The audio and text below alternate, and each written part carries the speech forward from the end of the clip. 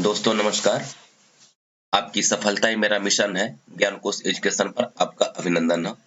मित्रों, इस समय वीडियो आपको शायद 3 दिन बाद मिल रहा है। इस बीच में थोड़ा-सा तबीयत खराब था, मतलब सर्दी-जुकाम। इस समय भी आवाज़ आपको भारी लग ही रहा होगा। तो सर्दी-जुकाम की वजह से चूँकि आवाज़ सही नहीं निकल पा रहा था, भारी-भारी आ रहा था, इसलिए नहीं बन पा रहा था। तो अब फिर मैं शुरू किया हूँ, हालाँकि पूरी तरह से अभी तो ठीक नहीं हुआ है, लेकिन फिर भी आपको वीडियो देना ज़रूरी था, इसलिए मैं फिर शुरू कर रहा हूँ। तो आज हम लोग प्रैक्टिस सेट नंबर 12 देखेंगे, ठीक है ना? और बहुत ही शानदार प्रैक्टिस सेट है। 20 क्वेश्चन है। 20 क्वेश्चन में यदि आप 15 क्वेश्चन तक सही कर ले जाते हैं, तो समझिए कि आपकी तैयारी काफ़ी अच्छी है। चलिए हम लोग पहला प्रश्न देखते हैं कि मित्र बंधुओं के अनुसार ब्रज भाषा का सर्वप्रथम हिंदी कविता में प्रयोग किसने किया है? होकर ने, शारंगधर ने, हेमचंद ने या फिर जो इंदु ने? तो आप जानते हैं कि टाइमर के अनुसार यहाँ प्रैक्टिस सेट हल कराया जाता है और आपका काउंटडाउन चालू है। 10 सेकंड का समय आपको मिला हुआ है। आप अपना आंसर लिख करके रखिए।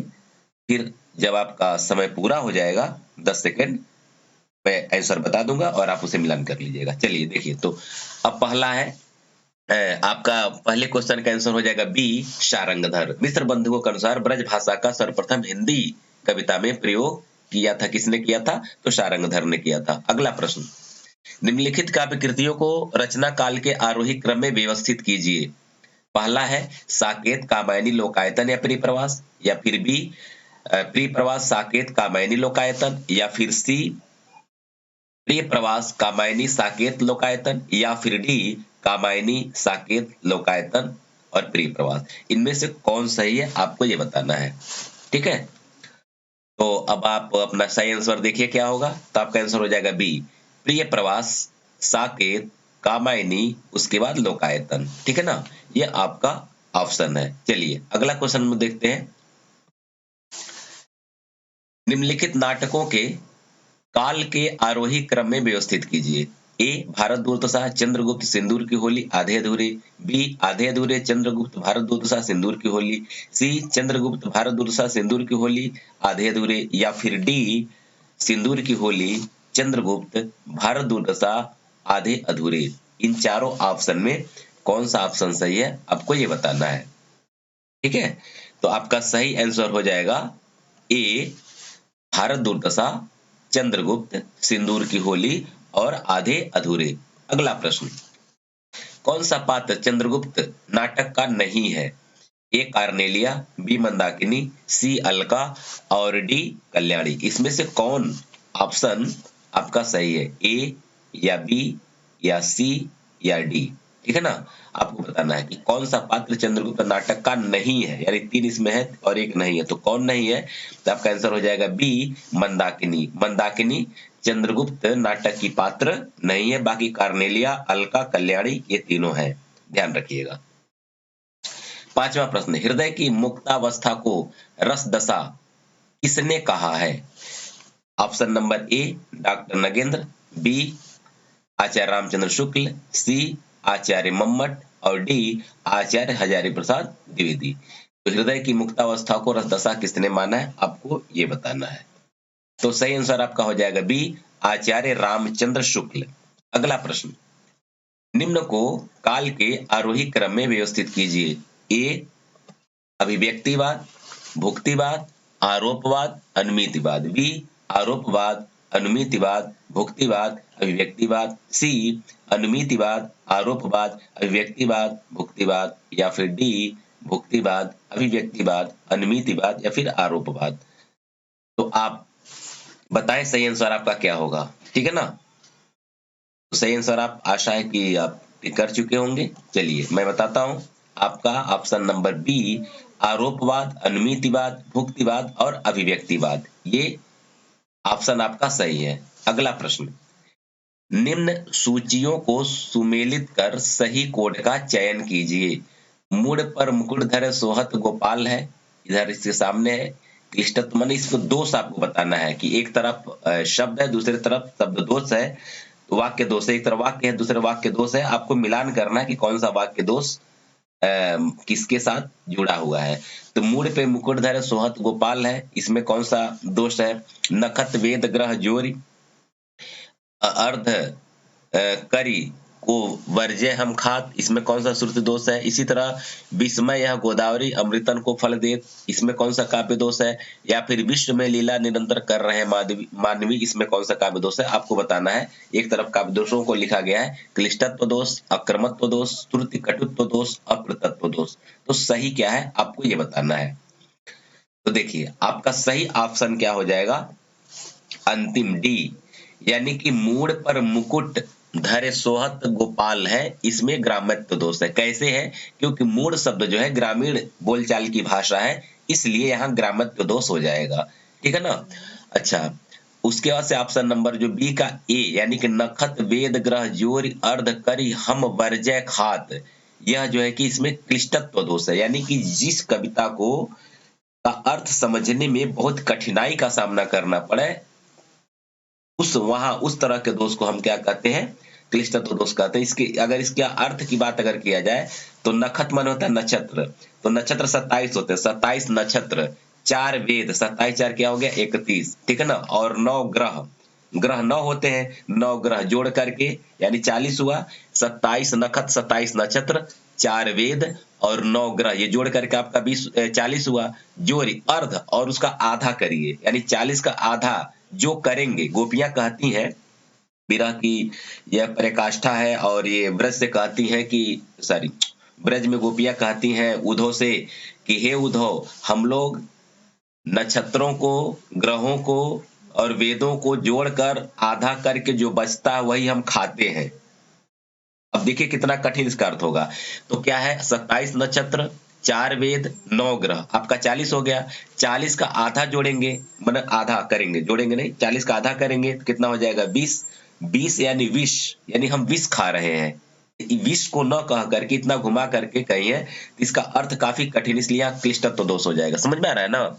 चलिए सी देखिए, विस्मय यह गोदावरी अमृतन को फल देत, यह इसका ऑप्शन आपका हो जाएगा 4, अप्रतत्व दोष। अप्रतीत तत्व दोष, ये प्रतीत होने वाली बात, विश्वास की बात ही नहीं है कि जब गोदावरी विस्मय है तो कैसे अमृत जैसा फल प्रदान कर रही है।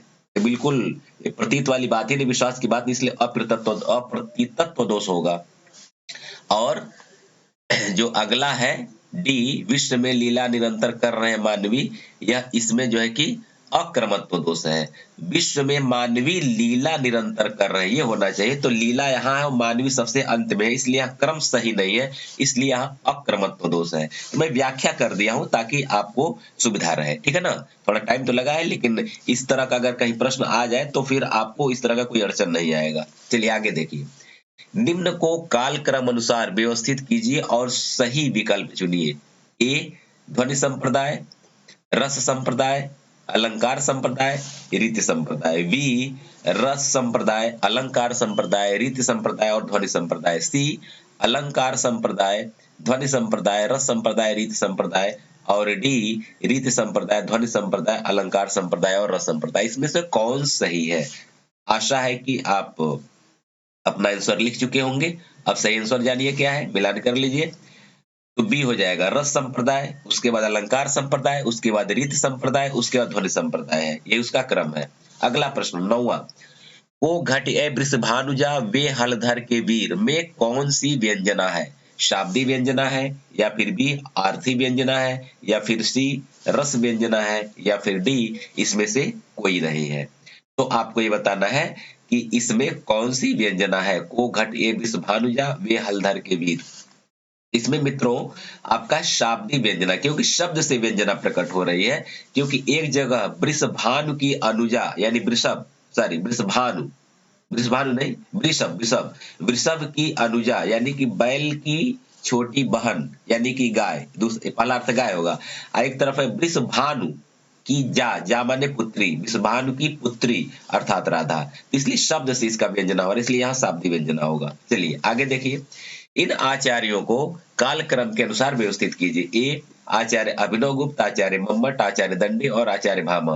बी आचार्य भामा, आचार्य दंडी, आचार्य अभिनव गुप्त और आचार्य मम्मट। सी आचार्य अभिनव गुप्त, आचार्य मम्मट, आचार्य दंडी, आचार्य भामा। और डी आचार्य मम्मट, आचार्य दंडी, आचार्य भामा, आचार्य अभिनव गुप्त। इसमें से कौन सही है आपको ये बताना है।